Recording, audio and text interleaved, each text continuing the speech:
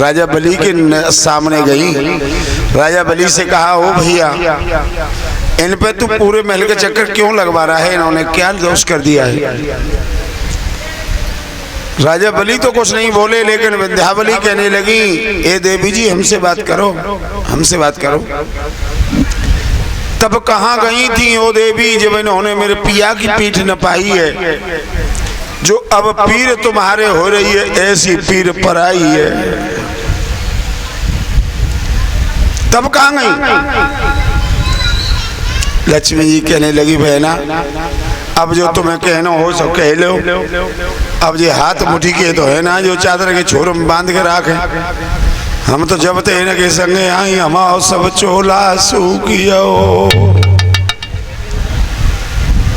लक्ष्मी जी ने रो दिया। और जो लक्ष्मी जी ने आंखों में आंसू थोड़े से लाए, राजा बलि ने अपनी निगाह को एक जगह पर रोक दिया। लक्ष्मी सामने गई, अपने दुपट्टा से अपने प्रभु के चेहरे को साफ करने लगी। कहा, प्रभु, भक्त को चक्कर में फंसाने आए और उल्टे खुल्ट फांसी पर लटक गए। भगवान कहने लगे, लक्ष्मी, इसमें मेरा कोई दोष नहीं।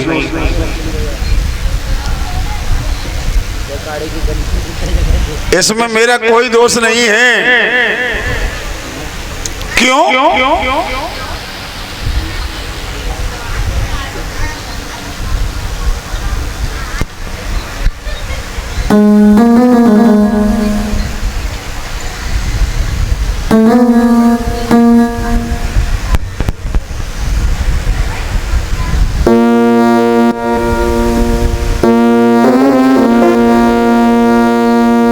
भगतन ने मोको नाना भांति नचायो री। भगतन ने मोको नाना भांति नचायो री। भगतन ने मोको नाना भांति नचायो री। भगतन ने मोको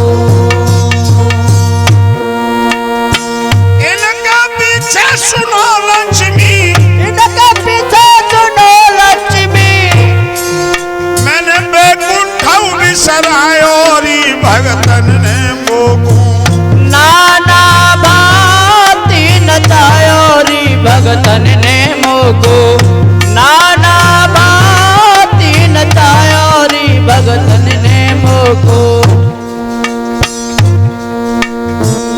गजने पुकारो मैं तो नंगे पैर धायो रे। गजने पुकारो मैं तो नंगे पैर धायो री। गिरा कुमारो मैंने हाथी को बचायो री। गिरा कुमारो मैंने हाथी को बचायो री। जब जब भीड़ पड़ी भगतन पे, जब जब भीड़ पड़ी भगतन पे, कोई चैन नहीं आयो री। भगतन ने मोको नाना भांति नचायो री। भगतन ने मोको नाना भांति नचायो री। भगतन ने मोको नाना भांति नचायो री। भगतन ने मोको नाना भांति नचायो री। भगतन ने मोको नाना भांति नचायो री। भगतन जब जब भक्तों पे आपत्ति आई है, तब तब मुझे कोई न कोई रूप धारण करना पड़ा है। लक्ष्मी जी, मेरा कोई दोष नहीं है। मेरे भगवत प्रेमियों, बामन भगवान कहने लगे, देवी, अब तुम जैसे चाहो वैसे छुड़ा लो यहाँ से। लक्ष्मी जी गई, अब के चादर की एक चीर फाड़ी और राजा बलि से कही, भैया ने थोड़ी भुजा आगे करो। वहां आगे को की राजा बलि की कलाई में बहुत चीर बांधी, जिसे रक्षा सूत्र कहते हैं। राजा बलि कहने लगा है, अच्छा एक बात और बताएं बहनाओ, यहाँ पर एक शंका और हो जाती है। जिस समय लक्ष्मी जी ने वो रक्षा सूत्र राजा बलि के हाथों में बांधा है, उस समय एक कामना करी है कि हे भैया बलि, तुम जैसे भाइयों की भुजा हमेशा बलवान बनी रहे, हमारी जैसी बहनाओं की लाज रखने के लिए। तुम जैसे भाइयों की भुजाएं हमेशा बलवान बनी रहे, हम जैसी बहनाओं की रक्षा करने के लिए। अब आप बात समझ में नहीं आई होगी। समझ में तो इसलिए नहीं आई होगी कि ये रक्षाबंधन का त्योहार जो है उसी दिन से शुरू हुआ है।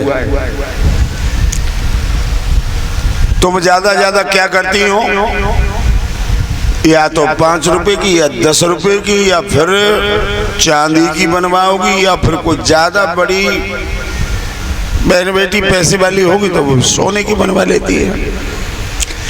अब सोने की राखी बनवाई या चांदी की बनवाई तो उसमें इच्छा क्या करती हैं कि मैंने अगर 11,000 की बनाई है तो 22,000 रुपये भैया से मिल जाए। लेकिन ये भावना नहीं होनी चाहिए। केवल भावना उस समय, जिस समय तुम राखी बांध रही हो, उस समय केवल एक ही भावना होनी चाहिए कि मेरे भैया की भुजा हम जैसी बहनाओं की रक्षा कर, हम जैसी बहनाओं की, मेरी नहीं, केवल मेरी नहीं, हम जैसी बहनाओं की रक्षा के लिए हमेशा बलवान बनी रहे, बलवती बनी रहे। ये रक्षाबंधन का पूर्ण रूप से त्योहार है। बहनाओं, आपसे निवेदन है, रक्षाबंधन का ये आगे त्योहार जो आ रहा है, इस पे हर बहन अपने भाई के हाथ में जब राखी बांधो तो ये कामना जरूर करना कि मेरे भैया की भुजा हमेशा बलवान बनी रहे, जो हम जैसी बहनाओं की रक्षा करती रहे हमेशा। और वो भुजाई क्या, जिसने नारी जाति का सम्मान न किया होगा। मेरे भगवत प्रेमियों, श्री सुखदेव जी महाराज कहने लगे, हे राजा परीक्षित, राजा बलि के हाथ में जब रक्षा सूत्र बांधा तो राजा बलि कहने लगा, बहन अगर तुमने इतनी बड़ी कामना की है तो अब जो तुम मांगना चाहो वो मांग लो। लक्ष्मी जी कहने लगी, भैया कुछ नहीं चाहिए मुझे, अगर देना ही चाहते हो तो जिन पे ये पहरे लगवाए रहो, चारों तरफ घुमाए रहो, नहीं है छोड़ दे बस। राजा बलि ने कहा, तथास्तु, ऐसा ही होगा, जाओ। बामन भगवान सामने आए, कहने लगे, राजा बलि मैंने जिस समय तुमसे शरीर नापने को कहा उस समय तुम्हारा मुंह नीचे की तरफ था, ऊपर की तरफ नहीं, तो स्वर्ग की तुम्हारी कामना समाप्त हो गई, अब पाताल की कामना रह गई है। जाओ, मेरी तरफ से तुम पाताल के राजा बन के रहोगे।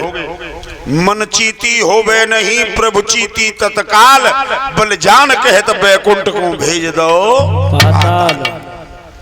पाताल का राजा बना करके राजा बलि को बामन भगवान मैया लक्ष्मी के साथ बैकुंठ धाम को चले गए। बोलो गोविंद भगवान की। अब एक भगवान का नाम संकीर्तन, उसके बाद बड़ी पावन कथा है।